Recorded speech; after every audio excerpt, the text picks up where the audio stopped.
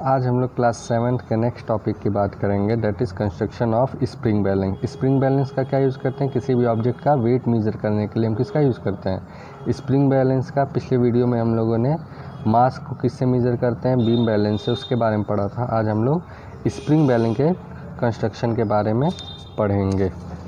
सबसे पहले हम दिखा रहे स्प्रिंग बैलेंस होता कैसा है। ये हमारे स्प्रिंग बैलेंस का फिगर है। ये वो फिगर है जिसमें कोई भी ऑब्जेक्ट हैंग नहीं किया गया है, और ये फिगर वो है जिसमें ऑब्जेक्ट क्या किया गया है? हैंग किया गया है। ठीक, तो सबसे पहले हम बात करते हैं स्प्रिंग बैलेंस क्या होता है, किससे बना होता है? स्प्रिंग से बना होता है। स्प्रिंग बैलेंस किससे बना होता है?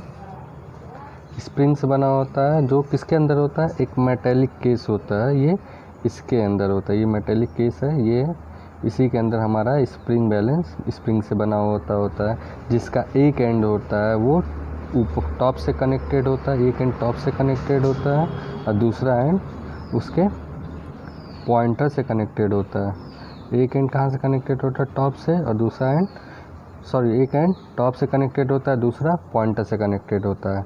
जिसमें देयर इज़ अ हुक।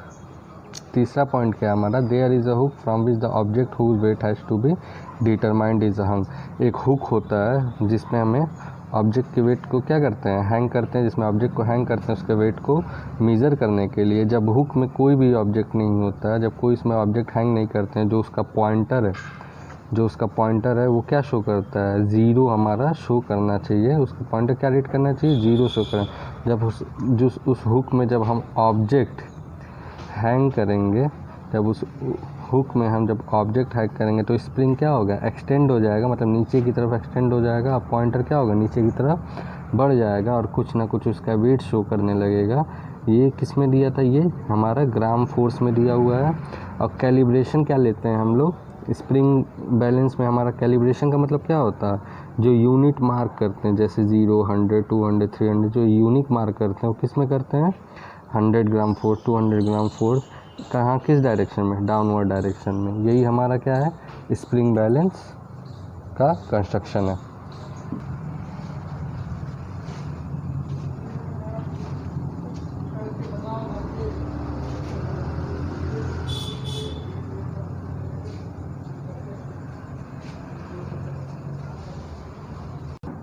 अब बात करते हैं हम लोग मेजरमेंट ऑफ एरिया। एरिया क्या होता है? Area is the region within a close boundary in 2 dimensional shape. कोई भी 2 डायमेंशनल शेप है, उसका जो बीच का एरिया होता है वो क्या होता है? हमारा बीच का जो स्पेस होता है, जो रीजन होता है, उसी को हम लोग एरिया करते हैं। स्क्वायर हो गया, ट्रायंगल हो गया, सर्कल हो गया, इन सब के बीच का जो भी रीजन है उसी को हम क्या बोलते हैं? एरिया बोलते हैं। एरिया का ऐसा यूनिट क्या होता है? मीटर स्क्वायर होता है। सीजीएस में देखेंगे तो सेंटीमीटर स्क्वायर होगा। स्मॉलर यूनिट उसकी क्या होगी? Millimetre square. और लार्जर यूनिट क्या होगी? किलोमीटर स्क्वायर होगा। अब बात करते हैं हम लोग डिफरेंस बिटवीन मास और वेट। पिछले वीडियो में हमने मास और वेट के बारे में पढ़ चुके हैं अपने पिछले वीडियोज़ में। तो मास क्या होता है हमारा? Quantity of matter contain in a body. किसी भी ऑब्जेक्ट में कितना मैटर कंटेन है, उसकी जो अमाउंट होता है उसी को हम क्या बोलते हैं? मास बोलते हैं। और वेट क्या होता है हमारा? The force with which the body is attracted toward the earth. Means जिस फोर्स से अर्थ किसी ऑब्जेक्ट को अपनी तरफ अट्रैक्ट करता है उसी को हम क्या बोलते हैं? वेट बोलते हैं। मास कभी हम लोग का ज़ीरो नहीं हो सकता है। वेट हमारा ज़ीरो हो सकता है कब? जब हमारी ग्रेविटी क्या हो? ज़ीरो हो। तीसरा मास स्केलर क्वांटिटी। स्केलर क्वांटिटी का मतलब ऐसी क्वांटिटी जिसमें सिर्फ मैग्नीट्यूड हो, जिसमें सिर्फ मैग्नीट्यूड की बात करें, जिसमें सिर्फ क्या हो? न्यूमेरिकल वैल्यू हो। वेट हमारा वेक्टर क्वांटिटी होता है जिसमें मैग्नीट्यूड भी हो और डायरेक्शन भी हो।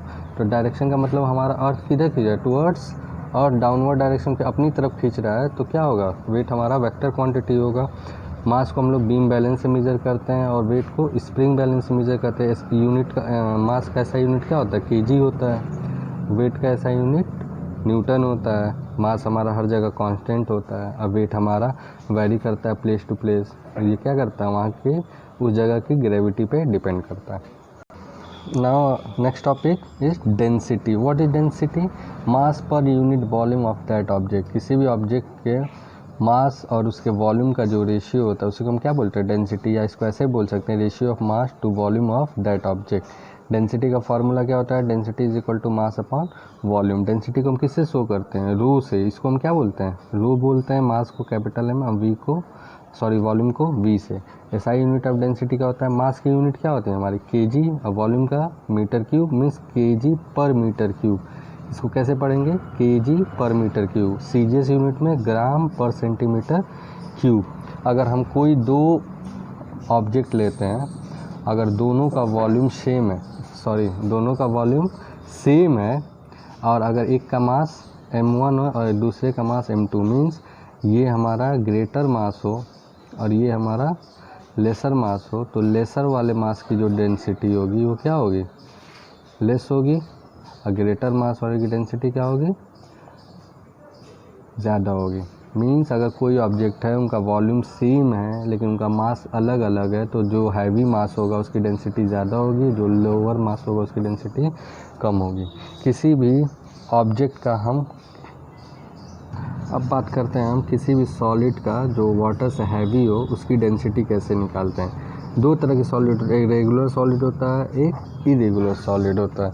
रेगुलर सॉलिड कैसा होता है, जिसमें उसका शेप जो होता है नॉर्मल होता है, मतलब एक तरह से समान तरह का होता है, जिसमें लेंथ हो गया, ब्रेथ हो गया, लगभग सब सेम होता है। जिसको उस सॉलिड का सबसे पहले मास हम किससे मेजर करेंगे, बीम बैलेंस से, और उसका वॉल्यूम का, उस ऑब्जेक्ट का या उस सॉलिड का उसका वॉल्यूम कैसे निकालेंगे, मैथमेटिकल फार्मूला जो भी, जैसे क्यूब हो गया, क्यूब का वॉल्यूम क्या होता है, साइड का क्यूब। सिलेंडर हो गया, इसका वॉल्यूम क्या होता है, पाई आर स्क्वायर h होता है, और इसकी डेंसिटी के फार्मूले से हम इजीली निकालें। किसी भी रेगुलर सॉलिड का अगर हमें डेंसिटी निकालना है तो वो इजीली मास से निकल जाएगा, उसमें कोई प्रॉब्लम नहीं है, क्योंकि मास को बीम बैलेंस से या फिजिकल बैलेंस से मेजर कर लेंगे, और उस सॉलिड का उसके मैथमेटिकल फार्मूले से उसका वॉल्यूम निकाल लेंगे, और डेंसिटी के फार्मूले से ये जो हमारा फार्मूला है इससे उसकी डेंसिटी निकाल लेते हैं।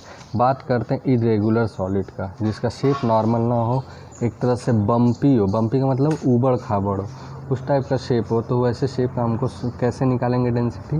तो सबसे पहले एक बीकर लेते हैं, उसमें पानी भरा हुआ है।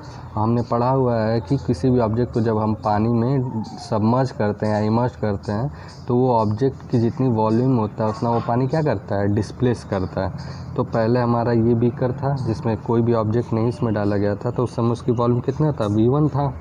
फिर जब उसमें हम ऑब्जेक्ट को सबमर्ज किए, ये हमारा ऑब्जेक्ट है या स्टोन है, जब इसको हम इसमें इमर्ज किए तो कितना पानी को डिस्प्लेस किया, यहाँ था, तो यहाँ से यहाँ कहाँ चला गया, V2।